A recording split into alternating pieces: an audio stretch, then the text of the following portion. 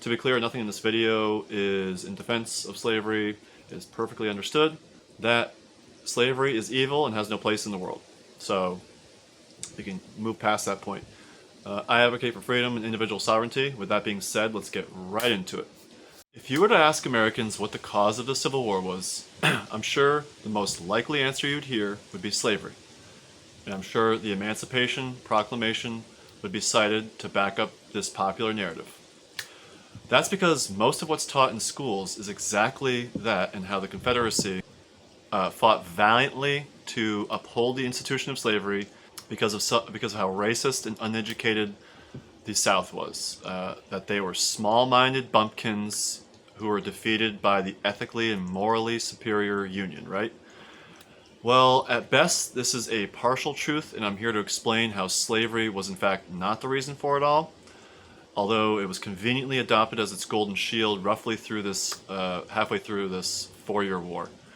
At this point, I'm going to take a moment to acknowledge the fantastic book, which I cannot recommend enough. It is The Creature from Jekyll Island by Edward Griffin.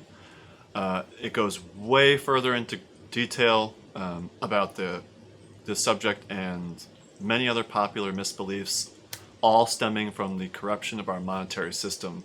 So I highly recommend you check that out, and that will bring you down a massive rabbit hole of economic truths, which I think everyone should hear. So I'm going to start with a few quotes from President Lincoln himself to kind of set the premise of my view. Lincoln had what we call tunnel vision. He cared about one thing and one thing only, no matter what the cost was, and that was to save the Union, his only objective. In his 1860 campaign for the presidency, he stated in his first inaugural address, and I quote, "Apprehension seems to exist among the people of the southern states that by the accession of the Republican administration that their property and their personal security are endangered. I have no purpose to directly or indirectly to interfere with the institution of slavery in the states where it now exists. I believe I have no lawful right to do so, and I have no inclination to do so." End quote. So right there, Lincoln is telling the people slavery is something I'm not going to touch, and basically saying to the states that I have no interest in challenging your sovereignty. This is reinforced again later on after war broke out in 1861. Lincoln declares, and I quote, "My paramount objection in this struggle is to save the Union, and it isn't either to save or destroy slavery. If I could save the Union without freeing any slave, I would do it. And if I could do it by freeing all the slaves, I would do it. And if I could do it by freeing some and leaving others alone, I would also do that." End quote. So for Lincoln, his crusade was not freeing the slaves and saving the Union. It was just saving the Union, and emancipating the slaves was a cause he only took up once he ran out of options, not some philanthropic, righteous endeavor he embarked on from the get-go. He had no other choice but to turn this war into good versus evil. Freedom was now what the North was fighting for purely out of the convenience and political strategy. And for some reference on Lincoln's political view on the matter of race between white and black people, in his fourth debate with Senator Stephen Douglas, he directly addresses this issue, and I quote, "I am not, nor ever have been, in favor of bringing about in any way the social and political equality of the white and black races. I am not or never have been in favor of making voters of jurors or Negroes, nor of qualifying them to hold office, nor to intermarry with white people. And I will say, in addition to this, that there is a physical difference between the white and black races, which I believe will forever forbid the two races living together on terms of social and political equality. And inasmuch as they cannot so live, while they do remain together, there must be the position of superior and inferior, and I, as much as any other man, am in favor of having the superior position assigned to the white race." End quote. This does not sound like someone who would be willing to risk war over slavery. At best, this was a secondary issue, and at worst, just indifferent on the subject. The Civil War was fought over economic interests, which included slavery, but only as an economic issue, not a moral one. Keeping the Union together was his sole objective, which was ironic due to his direct involvement in the South, wanting to secede in the first place. During the war, Lincoln willingly violated the Constitution several times. He declared war without Congress, suspended habeas corpus, issued the Emancipation as Commander-in-Chief of the Armed Forces, participated in the issuance of greenbacks. He failed to veto the National Bank Act, which ironically would lead to financially enslaving the entire nation once more by opening the door again for a central bank, and that is a way other separate issue, which I would love to get into on another video. He passed the Revenue Act, which was our first go at income tax. Thank you, Lincoln.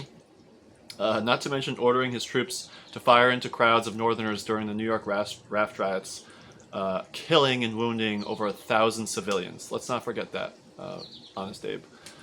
If the Constitution was carefully followed from the beginning, the North would have never been allowed to use the federal government to legally pillage the in the first place. The North and South relied on each other for trade. The North used much of the South's cotton, and the South relied heavily on the North for its industrial products and most of its supplies. The South had a similar trade agreement with the Europeans, as a free market should allow.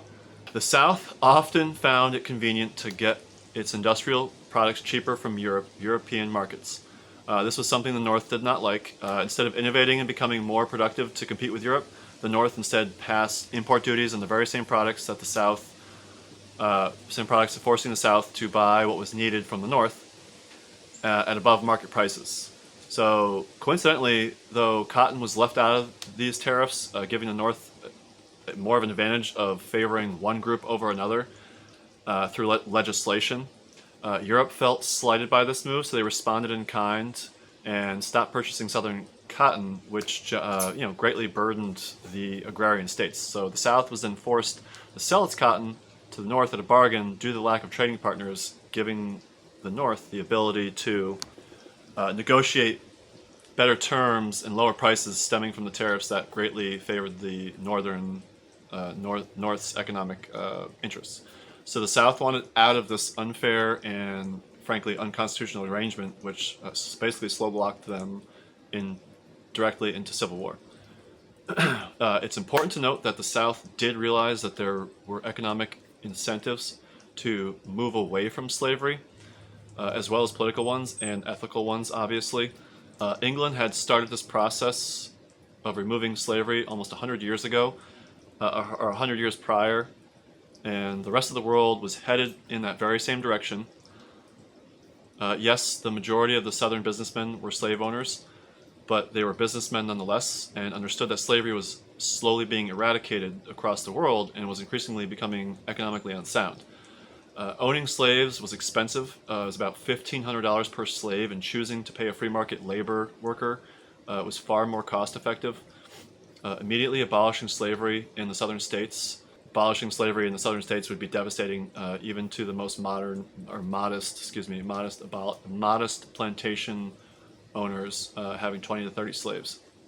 In today's money, this would equal millions of dollars in assets that would suddenly vanish, leaving the South's economy in even worse conditions. Lincoln knew that by doing this in one foul swoop would most likely lead to more hardship and even worse conditions for the slaves themselves, which it in fact did, following the mass bloodshed by turning brother against brother.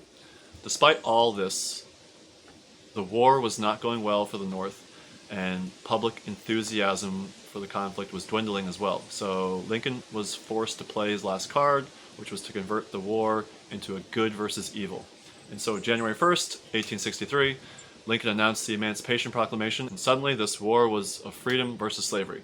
This was a brilliant move by Lincoln because with this new framing of the war, the other countries that had themselves allied with the South's interests were effectively neutralized, because its leaders could no longer justify associating themselves in a war that defended slavery.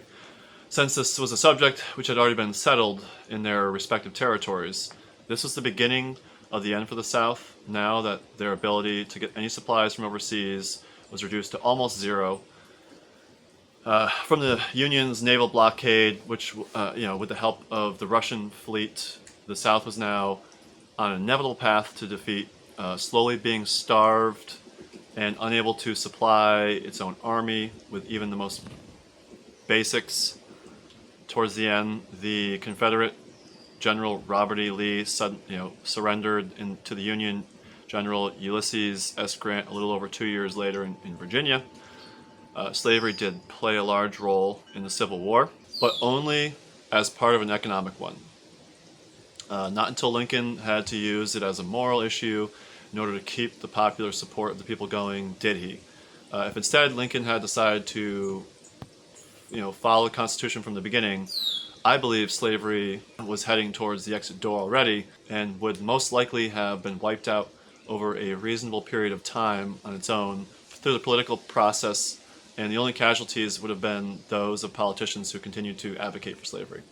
But who knows the ramifications of what that may have caused. It makes for a very interesting what-if scenario at the very least. My name is Luke. I really thank you for taking the time to watch this video, and if it's any added value or interests you at all and you want to learn more about the truth behind other popular misbeliefs like this one, please hit that like button, give me a follow, and I will see you in the next video. Thank you.